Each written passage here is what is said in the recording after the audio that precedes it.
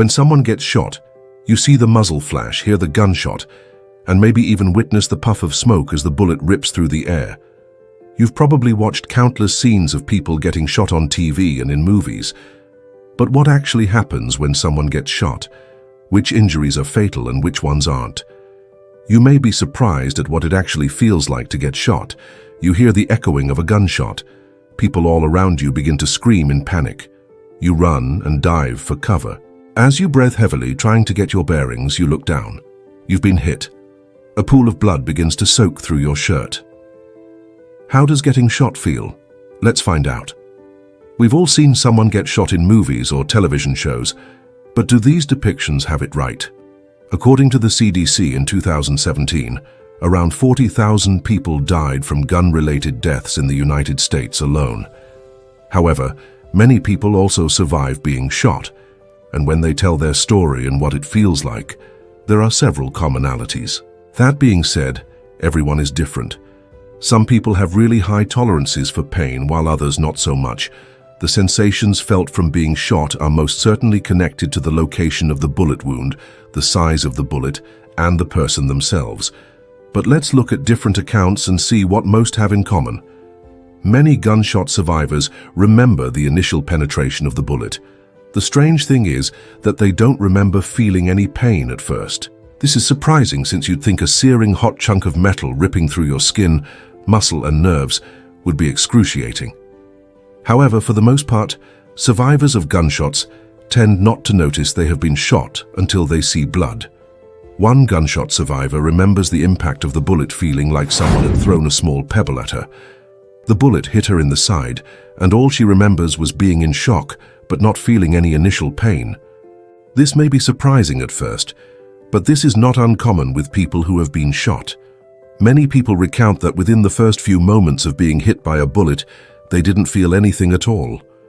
Once the brain realizes that the body has been injured and it could be life-threatening, it goes into survival mode. The brain dumps adrenaline into the bloodstream, which causes the body to increase blood pressure and heart rate, expand air passages to the lungs, and maximize energy output. This allows the body to reach superhuman levels and to maintain homeostasis even under intense circumstances. The body obviously can't keep this heightened energy level up forever, but it does allow the body to continue functioning even if it has been mortally wounded. The lack of pain is also connected to the size of the bullet. Larger bullets create larger holes and tend to inflict more pain. However, you'd think a smaller caliber should still cause severe pain. But the body is able to do amazing things under life or death circumstances. A smaller bullet, such as a 9mm that doesn't break apart on entry, will cause a lot less pain than a large bullet that tears apart into shrapnel. Bullets that break apart within the body can rip through surrounding tissue and muscle around the initial entry point. This causes widespread damage and pain in the affected area. The more damage caused, the more pain signals will be sent to the brain, the more excruciating the injury will be. Once the initial shock starts to wear off and the body begins damage control, many gunshot victims remember feeling a burning sensation. This is pretty universal among survivors. Some people describe the burning sensation as feeling sort of like a never-ending bee sting. However, the initial burning does not decrease, it just intensifies. So it feels like being stung by a bee with a never-ending stinger, like a needle just continuously being pushed into your body. The burning sensation feels like someone is sticking their finger into a raw blister. Other gunshot survivors explain that the burning is like an incredibly hot poker being jammed into them, like someone is taking a bunch of needles and sticking them into them. Except it's as if each time the needle enters the body, it is just continuously being pushed further and further in, with no end to the sensation. The burning starts at the point of entry, but then radiates outward. This may be a small piece of shrapnel ripping through the nerves, but one thing is clear. For most people who have been shot, the burning sensation is what is felt after the brain becomes aware that the bullet has entered the body. Again, every person's body is different, and therefore will react in different ways to intense trauma like being shot. Soldiers that have been shot have recounted that they had a very different experience from a bullet ripping through them. Most agree that when the bullet enters the body, there is an initial period of no pain at all, but that doesn't last long. Instead of a slow burning, The bullet wound goes from a slight pressure to excruciating pain. The reason that soldiers may experience a more intense pain is because they most likely have been shot by a higher caliber bullet from a rifle. The ammunition and guns used in military warfare are probably not the same as the weapons that civilians are shot by during senseless acts of gun violence. This is not always true, but it would seem that being shot by an assault rifle versus a pistol with a smaller caliber bullet would correlate to a more intense pain. One soldier who was shot says that the initial shock wore off after a few seconds of a bullet entering his stomach. Then the pain immediately began. He remembers it feeling like being hit by a sledgehammer in the stomach over and over, resulting in the worst incontinence possible. However, with this intense pain, he said that a warm numbness flowed through the rest of his body, and eventually he blacked out. On the other end of the spectrum, some people who have been shot say there was no pain at all. They didn't feel a burning sensation. They didn't feel like they had been ripped open. They felt nothing.